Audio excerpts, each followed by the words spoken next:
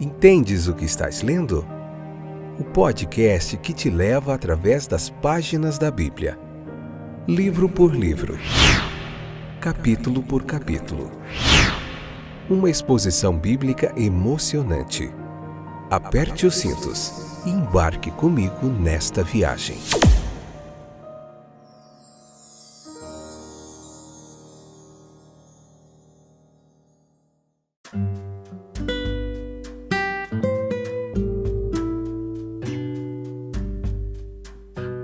Olá, eu sou o Fábio e esse é mais um episódio do nosso podcast Entendes o que estás lendo?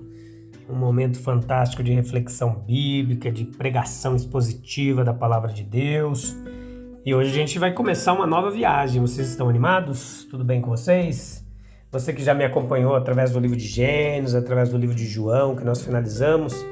Vamos lá começar hoje mais uma jornada? O que vocês acham? Vamos lá? Mais uns 80 episódios no livro de Êxodo, vendo capítulo por capítulo, vendo muita teologia, muita geografia, história bíblica, enfim, tem muita coisa legal para a gente aprender. Se você disser que vai comigo, eu embarco com você nessa viagem, beleza? Vamos lá então? Vamos lá começar a ver hoje a introdução do livro de Gênesis, né? Do livro de Êxodo. Gênesis a gente acabou faz tempo. Introdução ao livro de Êxodo, episódio de número... Hoje, só pra gente não se perder aqui, é o episódio número 163 e o primeiro episódio da terceira temporada, beleza? Vamos lá então. Então, afirmam que Moisés foi o autor, né? Pessoa mais provável e também a mais qualificada para ser o autor desse livro de Êxodo, né? Essa teoria de que ele é o autor é apoiada por vários fatores. Primeiro, que a educação única de Moisés nas cortes reais do Egito, né? Ele foi criado lá como filho da filha de Faraó, né? E ali ele teve oportunidade e habilidade desenvolvida para depois escrever essas obras. A evidência interna dentro do livro do Êxodo, do próprio texto, adiciona suporte a essa autoria.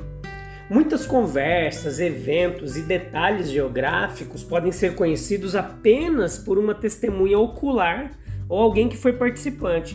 Por exemplo, em Êxodo 24:4 diz assim: Moisés então escreveu tudo o que o Senhor havia dito.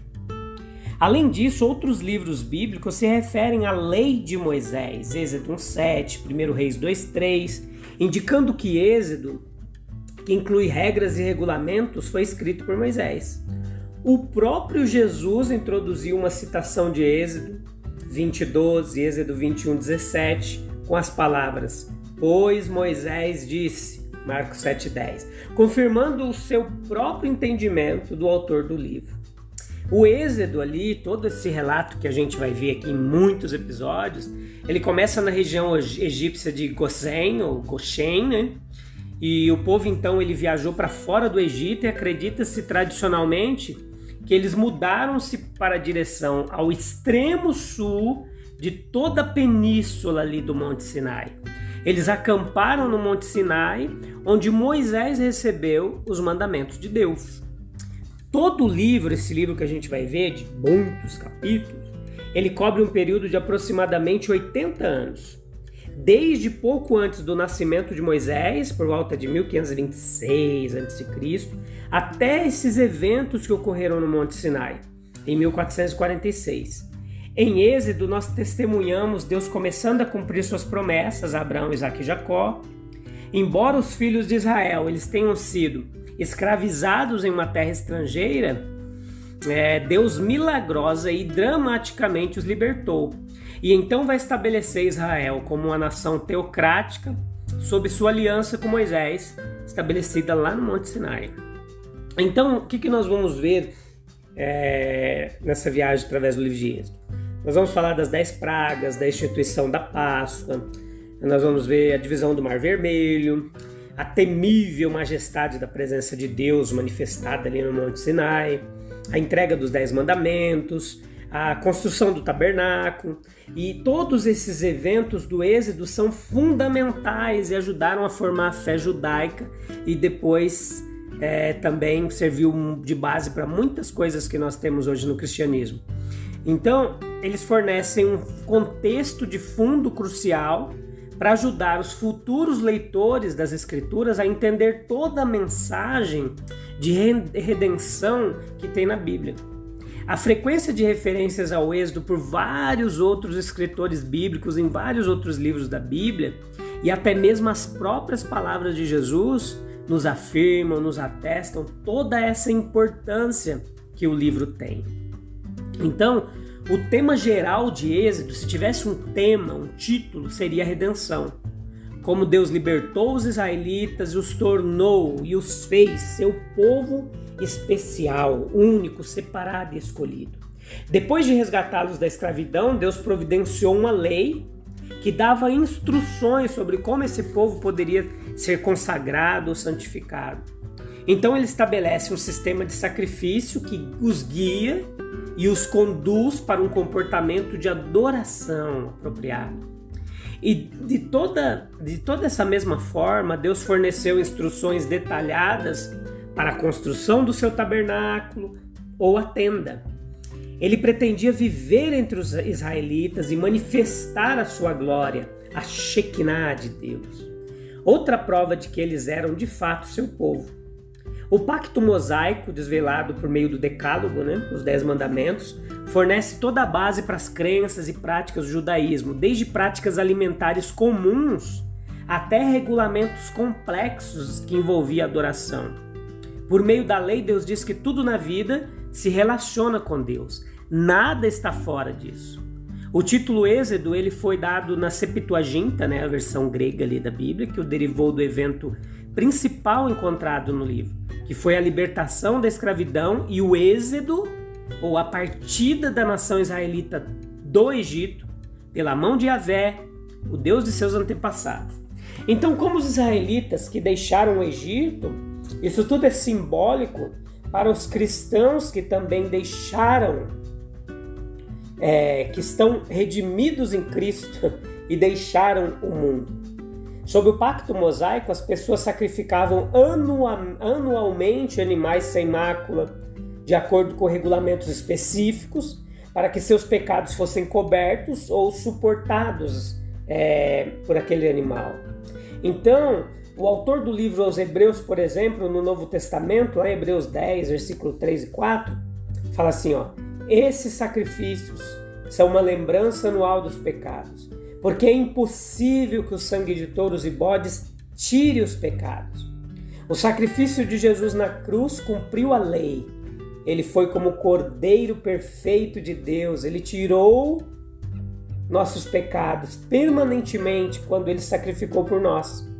Fomos santificados pelo sacrifício do corpo de Jesus Cristo, de uma vez por todas. Hebreus 10:10.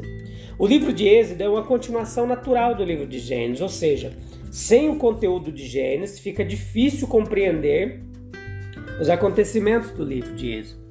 O propósito principal do livro é um registro de um dos acontecimentos mais importantes tanto da história de Israel como da história do mundo. A libertação do povo de Israel do Egito por intermédio dos atos redentores de Deus. Então esse livro de Êxodo ele vai nos mostrar Deus como líder do povo de Israel, indo na frente e usando o seu servo Moisés como intermediário para tais acontecimentos. Para aquele povo de Israel, a revelação escrita do concerto de Deus para com eles é de suma importância, pois relata e revela um interesse pessoal de Deus para com aquele povo. Então, o Êxodo ele permite também a consciência desses fatos, gerando fé em todas as gerações que virão depois dos hebreus. A partir de todos os eventos que ocorrem ali no livro, nós vamos ver uma autorrevelação progressiva de Deus, que vai culminar finalmente lá no Novo Testamento, na redenção por Jesus na cruz. Então é possível traçar um paralelo entre os acontecimentos do Êxodo, que foi a marca da antiga aliança, Páscoa, travessia do Mar Vermelho, a lei, com um novo concerto pela vida, morte e ressurreição de Jesus e a manifestação do Espírito Santo no Pentecoste. Então o livro de Êxodo vai narrar importantes acontecimentos que são essenciais para nós entender toda a Bíblia. Então, quais são os três principais? Israel nascendo como nação, a instituição dos 10 mandamentos, que é o fundamento da ética e de toda a moralidade bíblica, e serviu de base também para muitas leis em vários países. Em nenhum outro livro do Antigo Testamento, a graça redentora de Deus fica mais evidente. Então, tudo isso é importante a gente saber. Algumas curiosidades no livro de Êxodo, eu vou falar algumas aqui rapidamente para você, sem perca de tempo. A linguagem lá do Oriente Médio, o amor dedicado ao grande rei, era um termo convencional para demonstrar lealdade total e uma fé implícita expressos em obediência e culto. Pitom e Ramsés foram 2 cidades construídas pelos israelitas no tempo em que eram escravos no Egito. E essas cidades eram usadas para armazenar os mantimentos das colheitas. A mãe de Miriam, Moisés e Arão se chamava Joquebede e era casada com Amrão. Sifrá e Puá eram os nomes das 2 parteiras responsáveis pelos nascimentos dos hebreus no Egito. Elas foram abençoadas por Deus porque se recusaram a matar as crianças conforme a ordem de Faraó. E foi aí nessa época aí que nasceu Moisés, né? Graças à intervenção divina através dessas mulheres. Então o maná, a comida enviada por Deus, tinha um propósito de desagarrar do povo ali de hebreu, desacostumar eles daquele alimento do Egito. E o maná era semelhante a uma semente de coentro branco e tinha sabor de bolos de mel. Só que delícia! E o povo ainda reclamava, né? Queria voltar para o Egito para comer carne. Bezalel era o homem que tinha habilidade em artes, que ficou responsável pelos detalhes de esculturas ali do santuário. Já no templo de Salomão, o escultor principal foi Irão. Beleza? O que mais nós temos de curiosidade aqui? O livro de Êxodo ocupa mais de 1/3 de seu conteúdo falando sobre o santuário, os ritos, o formato dos utensílios utilizados para os serviços nele, e é uma ênfase constante de um Deus que dá muita atenção aos detalhes. Temos Arão como primeiro sacerdote a ministrar no santuário. Era casado com Eliseba, com quem teve 4 filhos, Nadab, Abiú, Eleazar e Itamar.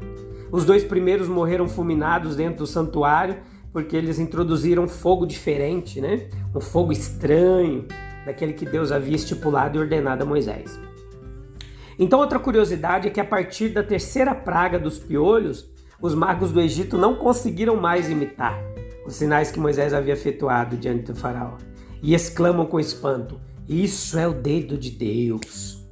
Então os 10 mandamentos ou decálogo estão em Êxodo capítulo 20, porém também são repetidos em Deuteronômio capítulo 5, com a diferença que em Êxodo o motivo dado para a guarda do sábado é a criação e em Deuteronômio é a libertação do Egito. Então, além de Jesus, Elias, Moisés, foram os únicos homens que a Bíblia relata que jejuaram 40 dias e 40 noites. Jesus, Elias e Moisés. Moisés foi um dos mais notáveis estadistas de toda a história. Ele era legislador, ele foi criador de uma nação, foi fundador do sistema teocrático de Israel, abriu mão de suas funções na corte, onde seria um possível faraó, talvez, no Egito, né? E o Salmo 77 é um poema que relembra a travessia do Êxodo, concluindo com a linda expressão: pelo mar foi o teu caminho, e tuas veredas pelas grandes águas, e ninguém viu as tuas pegadas. Versículo 19. Que joia, né? Então, os autores mais fecundos da Bíblia, mais produtivos, foram Moisés no Antigo Testamento e Paulo no Novo. Zípora, a esposa de Moisés, não queria circuncidar os filhos, até que um anjo apareceu e tentou matar Moisés por isso. Foi então que ela pegou uma pedra e circuncidou as crianças, mas ficou irritada com isso e chamou ele de esposo sanguinário. O livro de Êxodo é o único da Bíblia que tem um trecho escrito pelo dedo do próprio Deus. Já pensou nisso? Êxodo 31:18. Os tecidos do santuário eram subdivididos em 7 diferentes camadas, sendo as externas mais grossas de pele de animais e as interiores de linho fino. São algumas curiosidades aqui do livro de Êxodo, e a gente vai estudar capítulo por capítulo Os primeiros capítulos vai ter 3 episódios, depois eu não sei mais como vai ficar, mas vamos passo a passo, pouco a pouco, e eu te espero então no primeiro episódio do primeiro capítulo para a gente aprender bastante sobre a palavra de Deus, que é muito legal e muito gostoso aprender. Tá bom? Deus abençoe. Eu volto em breve. Um abraço. Tchau, tchau.